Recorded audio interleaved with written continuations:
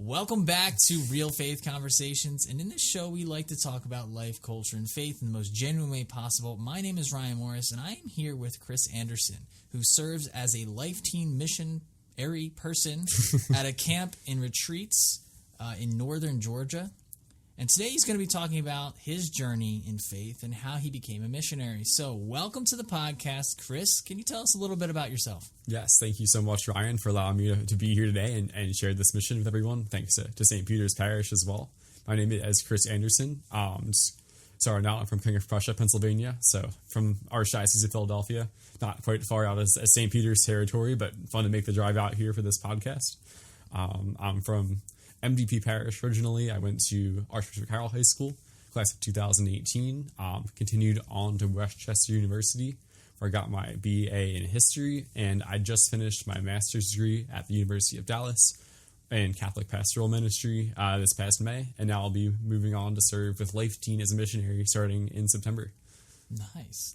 This is awesome. And you are coming here from KOP, right? King of Yes. Prussia. So thank you for coming out for the show. And this is your first time, and really your first time interacting with St. Peter folks, right? Yes, I've been out here a few times. When I went to Westchester, Father Tom Gardner is the chaplain down at the Newman Center. Nice. He knows Father Fitzpatrick pretty well, so I've been up here a few times with him. So got to see this parish. That's the hidden gem of the Archdiocese, as they say. No one really knows about it too much when you come up here. It's great People experience. keep saying that. Yeah, people keep saying St. Peter's is like a hidden gem. And hey, we'll take it. We'll take the compliments. And you know Bobby Roark, he's a missionary as well that came through here. And you guys were friends? And Yes, he introduced you to us? Bobby also went to Westchester. He was a year above me in school, so he graduated last May. I graduated early from Westchester, so by age, he was a year above me, by age. So he, did with Focus and was doing a lot of fundraising, mission partnering, and had a great connection with Father Fitzpatrick and St. Peter's. So talked to him and talked to Father Fitzpatrick, and here we are. Nice. And what are you, like 24, 23? 22. 22. Oh Yes. my gosh, with a master's. With a master's degree, yeah. Graduated early. 22 years old with a master's degree. What an amazing journey. I mean, we'll want to talk about that a little later, but of course. First I want to dive into your faith journey. You mentioned before the show that you kind of really got into your faith and made it your own in high school. Yes. You've been Catholic your whole life, Yes. but it wasn't really your faith until you got into high school. Can you explain that a little bit? Yeah, so I grew up in a very Catholic family. We went to Mass every Sunday, prayed the rosary, went to Catholic school, kindergarten through 12th grade. But yeah, just I knew this was a good thing in my life. And, it's not really I didn't want to go to Mass. I always enjoyed going to Mass with my family and enjoyed practicing my faith. But just recognizing, I was actually on a Kairos retreat in senior year at Carroll, going into senior year in adoration. I just recognized the Catholic faith is about a relationship with Jesus. It's so much more than a list of rules or what other people might perceive things certain ways. And just seeing the transformation of my classmates in that moment, in addition to my own transformation of my heart, was just so cool to see. And I really realized that there's a lot you can do in youth ministry to get teenagers, excited about their faith. That's awesome. Yeah. So you got to see cool examples of other people living out their faith and not just going through the motions. Yes. Nice. Yeah, I can relate to that in a lot of ways. For me, Catholic all my life, but really didn't make it my own until high school, sophomore year. And I really didn't do retreats or anything, but it was more of just seeing how other people in the parish, right, coming back to my faith and seeing how it can speak to me individually. That was awesome. So education, you're a well-educated man as a 22-year-old. Can you walk me through that journey a little bit? Yes, it was quite a journey. I ended up, from high school, we ended up transferring to Westchester University going into sophomore year. So I was there after a long period of discernment of a lot of other things. I realized I was called to do Catholic. I thought I was called to do Catholic high school teaching. So I went to Westchester. It's a great school for education. I was originally history secondary ed major, so I was going to teach in Catholic school, social studies topic, because you need to be certified to teach in a subject, and it can't be theology because that's not a subject for state certification. So I was I'll do history. It's my second favorite. Mm-hmm. So I was, involved at Westchester, involved at the Newman Center, the Catholic center there. And the more and more I got involved, I realized I didn't want to just teach an academic subject. I wanted to do more mission-based work with young people. But I was at Westchester and really enjoying myself there. and they were not a Catholic school. So I was like, well, I don't want to transfer again, and I really enjoy being here. So like, what can I do? So I ended up dropping the education part of my major entirely. I just did history so I could graduate very quickly. I graduated in January of 2021, and then literally a week later, I started an online master's program in Catholic pastoral ministry at the University of Dallas, specifically concentrating on like campus ministry, so like high school, college age ministry. And that was a 24-month program that, of course, I did in 18 months because I wanted to finish early. So I did that in 18 months and just graduated in May. And with that, still got involved with the Newman Center in what would have been my senior year, and got to be involved in the Westchester community while finishing the master's degree and what God was calling me to do. So it really worked out. That's awesome, man. Yeah, I can relate to that. I went to Penn State for my undergrad and a school in China for my first master's, but I recently got back from Villanova, and this is for my second master's here, and it's night and day from like a state school to like a Catholic university. I was only there for a week, but they have mass every day, confessions, things like that, and it's like night and day. Oh, yeah, 100%. It's so true. Yeah, the specific program I'm doing is coupling like business and management and leadership with like Catholic social teaching and Catholic ideology, and it's amazing. Awesome. So I can definitely relate in that sense of like, okay, yeah, it's a state school, but you can make it your own, right? Like you can make it your own. So yeah, you served at Westchester. You got really involved there. Is that kind of what sparked your wanting to work with teens in a ministry capacity? Is that? Yes. So like my own, as I said before, like my own high school experience is like really transformative for me, and then kind of solidified my vocation to work with young people. And doing so, like as a college student, like working in the college Catholic community, I got very involved there. I got to actually plan, organize, and lead an entire Kairos retreat for the Newman Center this past March into April, but that last weekend there. And that was my capstone project for my grad program. So it was really cool to bring the experience that I had in high school to the college students that went to public school, never experienced it, and all those freshmen and sophomores that went to Catholic schools, but because of COVID, never got to have a Kairos retreat that's like part of their senior year.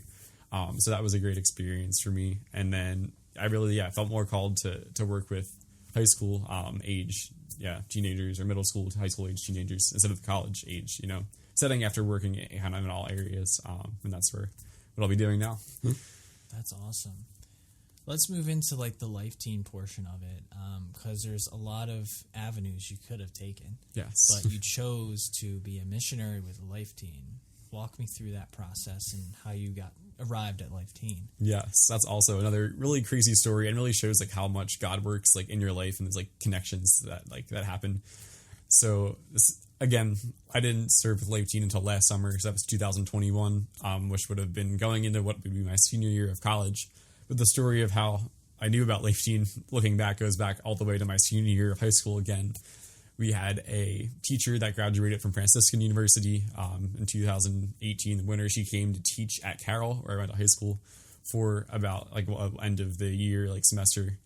And she was like 21 and we were like 18, so like pretty close in age for like seniors in high school. So after we graduated, a lot of people stayed in contact with her because they like became friends with her. And then she ended up serving as a full-time missionary with Life Teen for that like next year. And then one of my friends that went to Westchester, she was very good friends with this teacher and kept talking about her friend was telling her like, oh, you should serve with Life Teen for the summer because they have, in addition to full-time, they have this like summer missions program for college age students. So my one friend from Westchester ended up serving with Life Teen, going into her sophomore year of college. And she talked about how awesome of an experience it was at camp in Georgia. And like she would talk about it all the time, and it was like, how is this like camp in Georgia like that exciting? Like it's just a camp in Georgia. Like what could possibly like be this interesting about it? And she like the stories that she was telling, I was like, this actually sounds pretty cool. So I was like looking into it. I was very, very on the fence about like, should I do this or not? Usually it was 6 weeks commitment from the summer. And I was like, that's a long time. Like if I hate this, I'm gonna be stuck there. It's gonna be awful. And I was working part-time in the summer. So I was like, I don't want to have to take off for 6 weeks at my job. Like, is that going to work? And then they ended up having what's called like a remote camp at Life Teen. So in addition to their camps in Georgia that they had one in Texas for 3 weeks last summer of 2021. So I took the leap and applied for that. And I was like, well, 3 weeks, if I hate it, we'll see. It's only 3 weeks in and out, but God really showed me that's where he wanted me to be. It was like the most joyful 3 weeks I think I've probably ever had. It was such a great experience serving with other college age students towards that like common goal of working with teenagers and leading them to Christ. And the kids I worked with were just amazing people, and just seeing their own growth like transformed my own heart. And those 3 weeks flew by. I wish they were longer. And I knew after that God was calling me to work with Life Teen full time. That's awesome. Yeah, I've limited experience with Life Teen. I took one of Mark Hart's online courses for youth ministry when I was first getting engaged with youth ministry. It's a really awesome course to revive parishes. I don't know if you ever saw that. Yes. Big one of Life Teen's goals, yes. Yeah, what is he, like the director of Life Teen? He's one of the co-founders, yes. right? So he is on the executive, is like a board of directors. He's one of the executives in the organization. Randy Rouse is actually the CEO, because they're basically like a Catholic nonprofit, like lay organization. Yeah. So they're structured kind of like a nonprofit. But he is on the board, and there's a board of directors of other like priests and bishops and lay people that come together and kind of guide the organization. He does great work. He's one of the top people in Life Teen that makes it the way it is. Yeah, he's awesome, and they're really big on experiential relations like ministry, but also sacramental encounters. That's the heart of the whole Life Teen mission. Exactly. It's really awesome. Actually, I pulled some of their techniques for the youth ministry here. And it's been working out pretty well. And they're really great with forming teenagers. Like, it's like amazing. They're almost like, you almost look at them and like, you would think they're like a non-denominational youth group or something. Exactly, like the name. It's like that vibe. Like, they have that vibe, but it's, Catholic identity, right? Yes. Catholic identity, and it's amazing what they're doing. And do you know about the history or like how Life Teen came about at all? Yes. Can you speak on that? I'd be happy to. Life Teen was officially founded at a parish in Arizona, basically as like a new way of doing youth ministry, like emphasizing that relational aspect. So now Life Teen has grown a lot since then into like many kind of different like subsections of each other. So Life Teen as a whole basically provides youth ministry resources to parishes, and that's like all over the world. Like they're basically parishes subscribe to these resources that Life Teen offers. And there's parishes across the entire world that have these resources and are considered Life Teen parishes. And then within that, Life Teen missions started in the early 2000s, basically as a way to have this like mountaintop experience of faith for Life Teen parishes. So it started with the purchase of Camp Covecrest in Tiger, Georgia, the North Georgia mountains. And that camp is now like for high school age teenagers.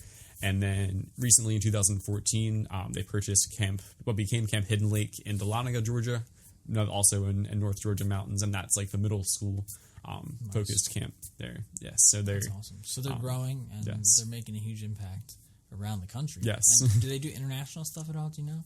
They do. So they have the Life Teen parishes, and then they have like they work with Steubenville for the Steubenville conferences. They have like youth ministry training for youth ministers around the whole world and come to the youth ministry trainings. Nice. and just basically a lot of Catholic events.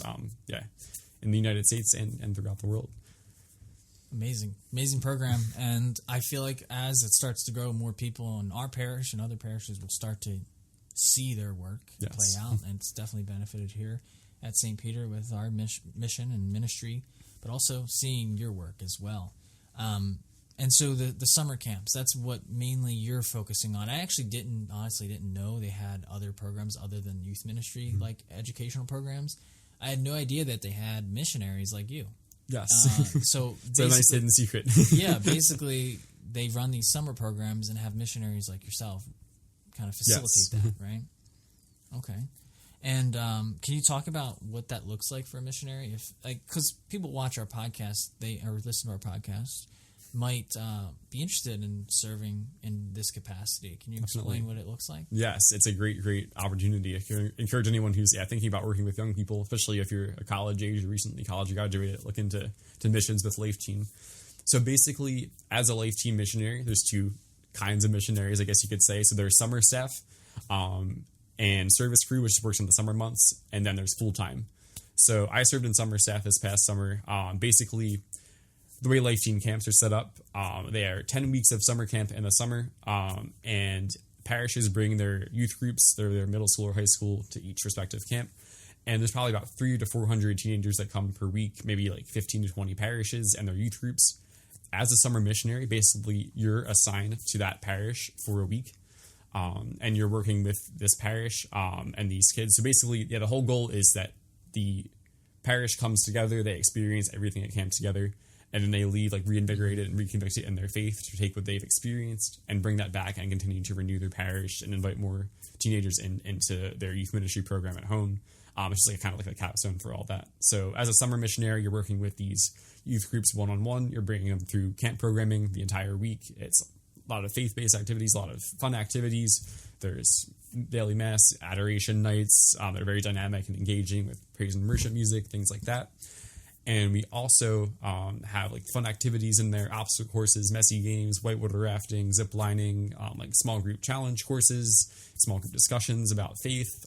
And it's just really, you can't really describe the experience fully until you experience it for yourself. Like, you really just can't, That's the same thing with like going on missions, exactly. Like mission trips and stuff. So a parish can actually get assigned a missionary. Is that what you're saying? So parishes, they bring their youth groups down to camp for the week. They usually come on Monday and leave on Saturday, and they'll be assigned. They split up the guys and girls. So there'll be a guy missionary working with the guys from the parish for the week, and a female missionary working with the girls from the parish. Wow! And they're experiencing all of that together. So it's not the missionary. The missionary doesn't go to the parish. The parish comes to the camp. Exactly. Yeah. So That's Life awesome. Team missions for camps, parishes come to us, and we do all the work there, and we handle everything at camp, whether that's like food service, like cleanup, setup, just like praying for each teen by name before they come. It's just really like an environment where Life Team has like control over everything that happens, so we can make the experience as joyful as possible for all the parishes. What's the model like? Does the parish pay, or do the parents pay for their child to go? How does that work? So Life Team's primary funding for their organization is through like summer camps and parish subscriptions. So I don't know the exact cost for each person, but it's a per person cost. And then the parish could fund some of it. They fundraise a lot of it for the kids to go to camp for a week. Parents also can contribute. And then if people are in financial need, they have scholarships available so kids can go, because they don't ever want finances to be an obstacle for a teenager to come and experience this camp. So it really depends on how the parish wants to fund their youth group going to camp. Kind of a mix of all of those. Nice. You touched a little bit about your personal experience with Life Teen.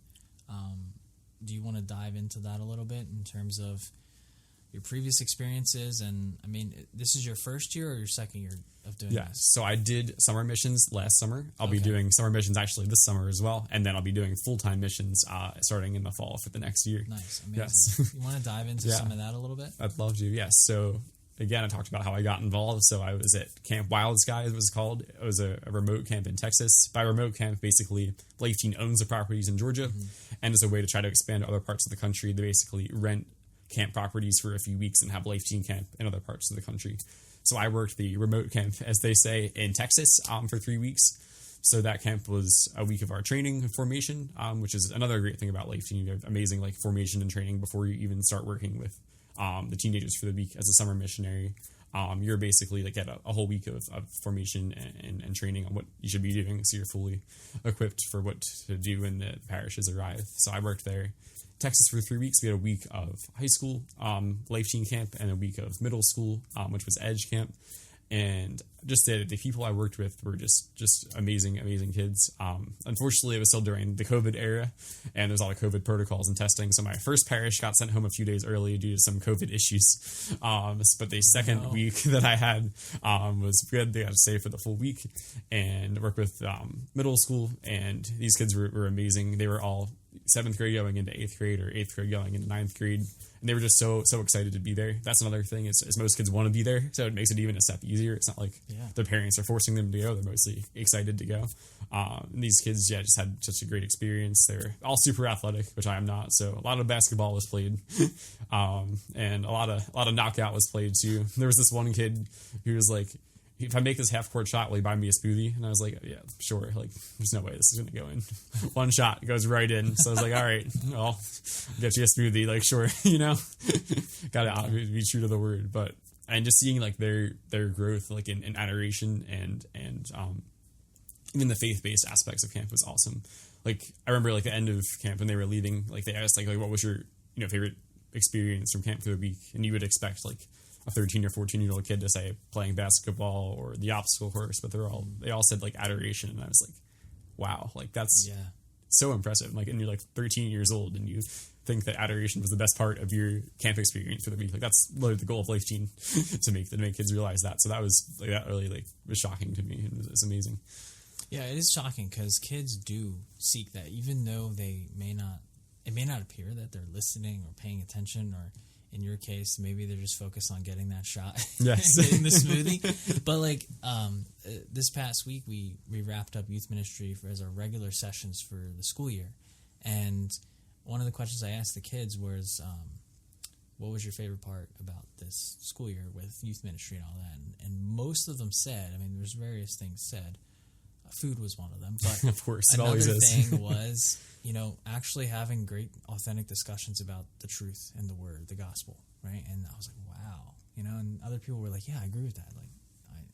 So it's affirming in that sense that, hey, these kids actually want it, they're intentional about it, and it's also like, hey, I didn't just waste my time, right? Like a lot of times with youth ministers or people in mission, it's easy to go in that mindset of like, man, I'm wasting my time right now. They're not paying attention. But that is so false. The kids do pay attention. They want to learn more and go deeper into their faith. It's awesome. Yeah, it's surprising, especially if you see like a kid that's like maybe not being super into it the first the Monday he comes, but then by the weekend is like having the time of his life. It's like so amazing to see. Like it's in like less than a week, and like the transformation that happens in that amount of time is just so amazing. We recently did a mission in Coatesville, and one girl was like, "I hate it. I don't want to go." Like she was so reluctant to go. Afterwards, after going out there and things like that, I see her with a smile on her face out here in the parking lot. I'm like, "Hey, how was it?" She's like, "I loved it."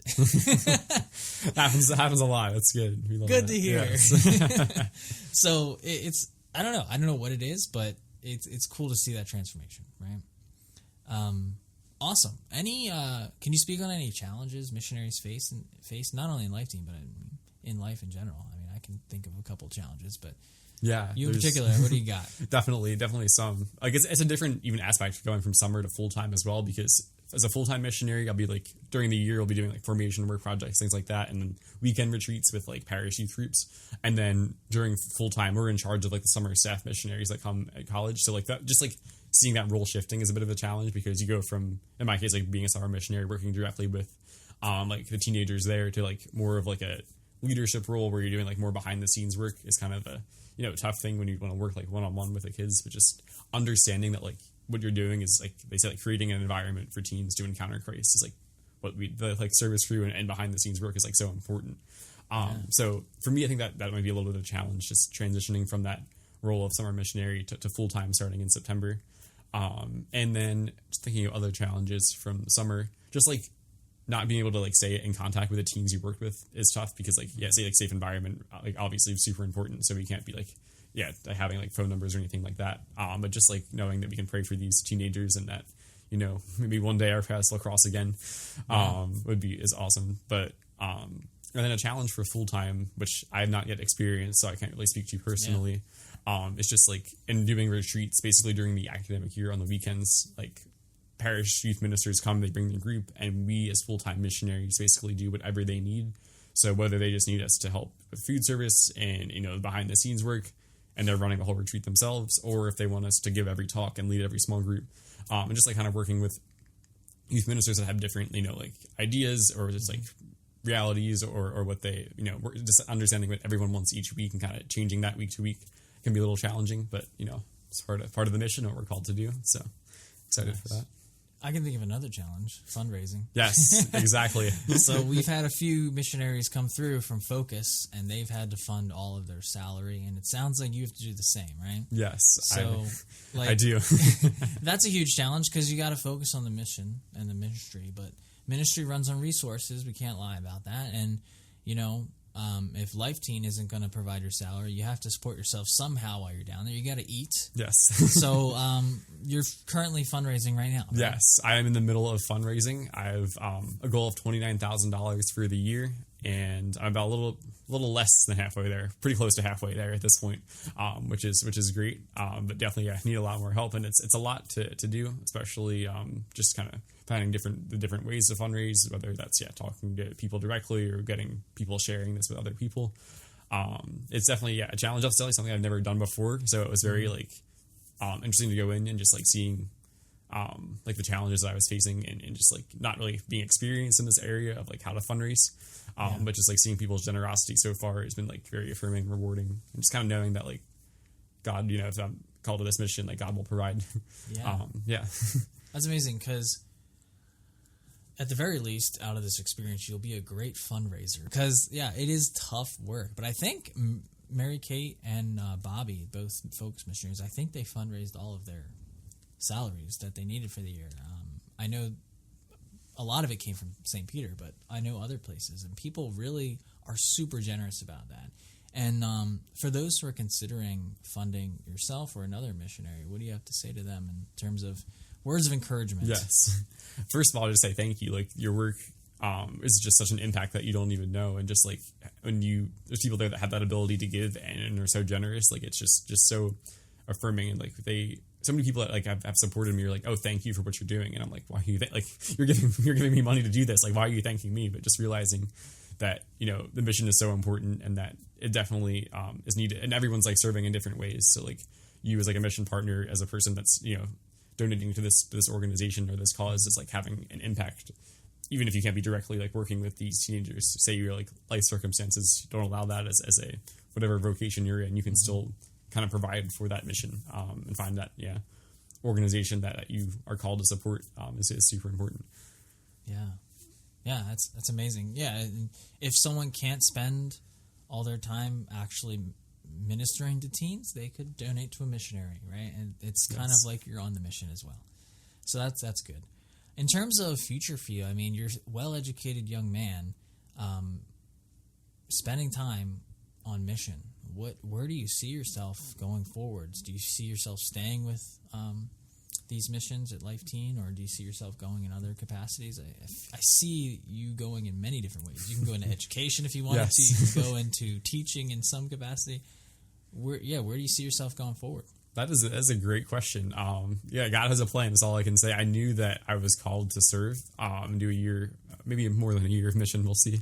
But my commitment for Life Teen is a 1-year commitment. So it'll be September of 2022 through August of 2023. I do have the option to continue for a second year if I would like to, whether as if I'm selected after discernment as the person leading full-time missionaries in their year, or as a member of what's known as the outreach team. So that's the team that goes out to parishes as a Life Teen missionaries and does retreats at the parish. So whether or not I do 1 year with Life Teen or 2, God's will. I got this year to continue to discern and pray about it. And I have many different options, whether that's pursuing a vocation in youth ministry, whether that's at a Catholic high school, or at a parish, or maybe even a college Catholic center. Or if I continue to work for Life Teen in their organization in a salaried position in one of their organizations there, that's also a possibility. So really we'll see where God's calling me after this year, but I'm just very excited for the summer of mission and this year of mission. I like your response there. God has a plan, right? Surrendering your plan to God is number one. And people your age don't really do that often, but True. You seem to do it. You're 22, you have a lot of future ahead of you, and you're slowing down to do this mission, and I really respect that. I think our listeners would respect that as well. This weekend, this podcast probably won't be out in time, but this weekend you're going to be here at St. Peter talking to some parishioners. We have a video played at Mass. It's going to be played at Mass and online. So hopefully that does well for you. And I don't know when this podcast will go out, but hopefully people listening can potentially donate to you. How can people help your mission? Yes, that's so generous to say. For anyone that's listening that feels called to support this mission, easiest way to do is online. The link is donate.lifeteen.com/Chris. So a super easy link to remember there. There's also, I'm sure, information in St. Peter's Parish Bulletin or on all of St. Peter's websites about how you're able to give QR codes to scan to get to that fundraising page. Or if you're one of those people that doesn't like to give online and prefers to donate by check, there's directions on my fundraising page where you can mail a check to an address. So all of the information about what I'm doing, more information about how to give is on that fundraising page. And there's information there to give by check as well if you prefer. Yes. Awesome. Yeah, we'll link it all in the description of this. Perfect. On whatever platform people are listening on. Yes. So, just find the link and you'll be good to go. yeah, that's awesome. Well, any last words for us, Chris, as we wrap up the podcast today? It's been really fun, I have to say. Yes, it's been a great time when we got through those technical issues and we got a full podcast in here, which has been great. That rarely happens. Usually we come in here and we're like, all right, let's go. We set up all the stuff and we're ready to go. But this time it took like a half hour to start. Yeah, it's okay. But just, again, thank you again to St. Peter's and to Ryan and Father Fitzpatrick for allowing me to be on this podcast and to have the video produced and to be at Mass this weekend, or if you're listening, maybe last weekend, depending on when you're listening. And just, thank you so much for allowing me to be here. I'm glad I got to share more about Life Teen Missions and what they're doing. Definitely, if you're called to serve as a missionary, if you're a younger person listening to this, definitely consider it, whether that's next summer or as a full-time missionary when you graduate. It's a great organization. Strongly recommend. And just, thank you so much for allowing me to be here. And do they have to be 18 or older to be a missionary? So for be a summer missionary, you need to be 1 year out of college. So going your summer going into sophomore year is the youngest that you can serve as a summer missionary. And sophomore of college, right? Yeah, sophomore of college. Right, cool. If you're a teenager, come down to camp for the summer. If you're in middle school, if you're in high school, come to Hidden Lake or come to Cove Crest with your parish youth group. You'll have the time of your life. I can guarantee that. Awesome. And and if a parish, I forgot to mention, if a parish wants to sign up for this, do they just go to Life Teen website? Yeah, so on the Life Teen website, this is actually, it's very, very in demand, I should say. So they put out sign-ups for camp months ahead of time. So yeah, Life Teen camps are going on right now, actually. So Cove Crest is fully booked for summer of 2022 for high school.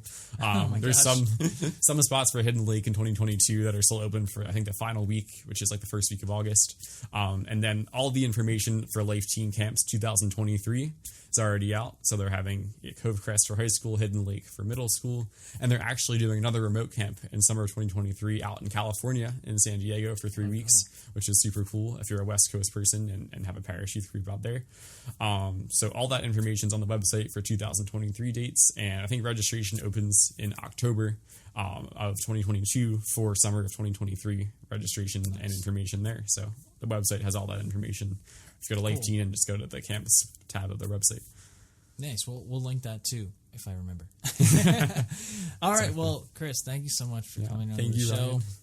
It's been great getting to know you over the past week or so. Since we filmed your other video on Monday, and now we're filming the podcast today. So it's been great to getting to know you. I hope that we can keep following up on your journey, and whenever you're in the area, stop by. We'll do another podcast. That'd be great. Yeah, I'll definitely keep St. Peter's updated on everything that's going on in the year. And if I'm ever back, I'll be plenty of time back in breaks for, Thanksgiving, Christmas, Easter, that kind of stuff. So if I'm in the area, I'll come on by, say hello to St. Peter's, see how everyone's doing up here.